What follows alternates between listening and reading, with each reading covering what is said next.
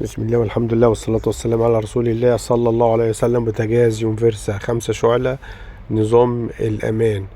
ادي صبع الأمان اهوت، وده صبع الإشعال. أي بوتاجاز أيا كان نوعه فيه صباعين، واحد أبيض واحد نحاس، بيبقى ده على أمان. اللي هو لما تيجي تفتح المحبس المفروض ان هو يولع، لا كده ما يولعش، لازم تضغط عليه كده اهوت عشان يولع. ده الامان بتاعه. لو طفل جه فتحه وجري مش هيولع، لازم يستنى عليه 10 ثواني ولا 20 ثانية عشان يولع. فالطفل بيولع ويجري، فده حساس الشواية. ده كده اتقطم، لازم يتغير او يتلغى حسب طلب الزبون.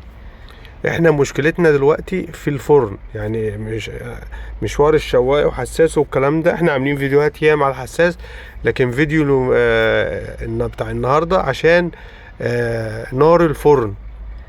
نار الفرن واطيه خالص، مهما وسعنا الفونيا ونضفناها وفتحنا برضو واطيه، يعني احنا هنحل الفونيا دلوقتي وهنشوف.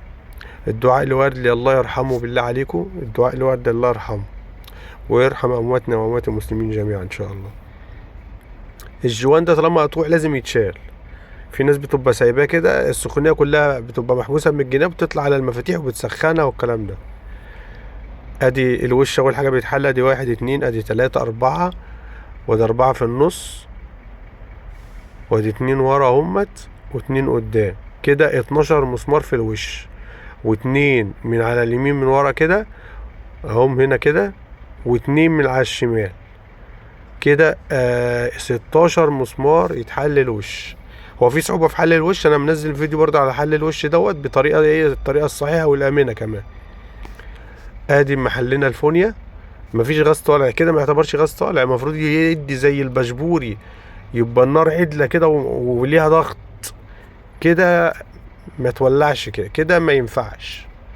كده في سدد. ادي الفونيا هي انا شايلها، ده بقى مش سدد، ده الترموستات او الحساس بتاعه اللي بيظبط النار. ده كده معلق على القفل، كده معلق على القفل خلاص. هنا في مسمار هنا اهوت، وفي مسمار تحت، هم مسمارين دول بس، مسمارين. انا بقفل الغاز اهوت، بحل الصامولة دي بتتحل ب 14 او 15. انا بحل النص الجزء ده، في مسمار اللي فوق مسمار اللي تحت. هو الترموستات دوت فيه زي طبق كده جوه، لما بيحس بالحرارة بيقفل السكة، الحرارة الزيادة يعني، او لما يطفي، يعني سواء كده او كده. فطبعا انا بحل العين اللي في النص ديت عشان بوسع لنفسي، عشان المسمار اللي تحت. طبعا انا حليت كده العين اللي في النص، وحليت برضو المسمار اللي فوق، وادي المسمار اللي تحت. ادي برضو انا حليت كده. ادي نص المحبس، ادي نص المحبس اهو. كل ما تربط، هنشيل السوسته بس اللي ضغط على الطبقه دي، كل ما بتربط بيحل معاك، هو سن شمال، كل ما تربط يحل معاك. ادي السوسته اهي شلناها اهي، كده شغال. كده احنا فتحنا السكه عليه، كده احنا فتحنا السكه عليه. ونرجع نقفل تاني، ونرجع نقفل تاني اهوت. هو بس المسمارين دولت يتحلوا خلاص، المشكله كده اتحلت. بدل ما تغير المحبس ده، المحبس ده غالي جدا، غالي يعني.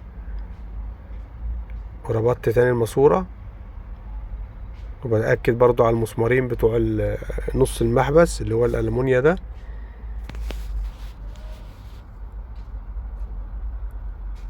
ونرجع نجربه تاني بقى النار.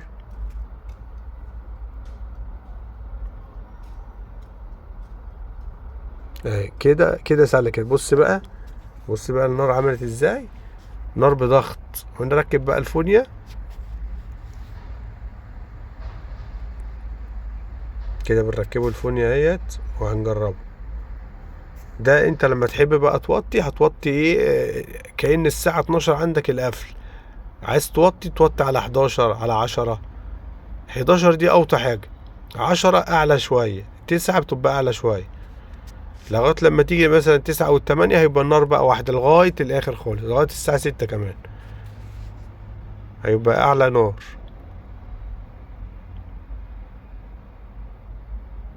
هنجربه بقى اهوت بعد ما ركبنا الفونيا اهو من غير ضغط برضه، لان احنا شلنا الحساس بتاعها برضه، ان محبس اهو النار اهو، بسم الله ما شاء الله.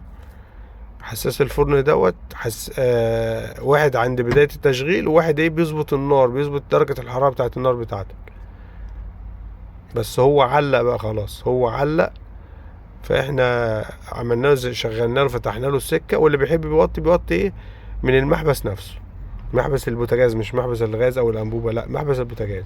انا بوطي اهوت، بوطي على اخر خالص اهو، دي على الساعة 11 ديت كده، على الساعة 11 كده انا طفيته. هرجع اجرب تاني، دي الفرن والشواية همت.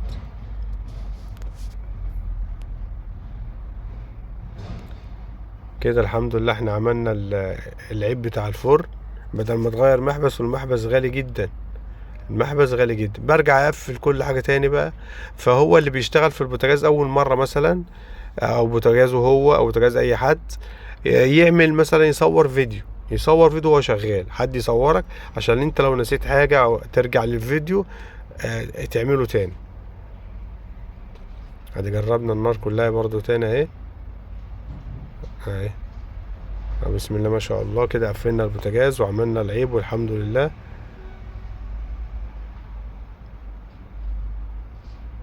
اللي عايز اي سؤال يكتب لي في التعليق ان شاء الله وهنرد عليه.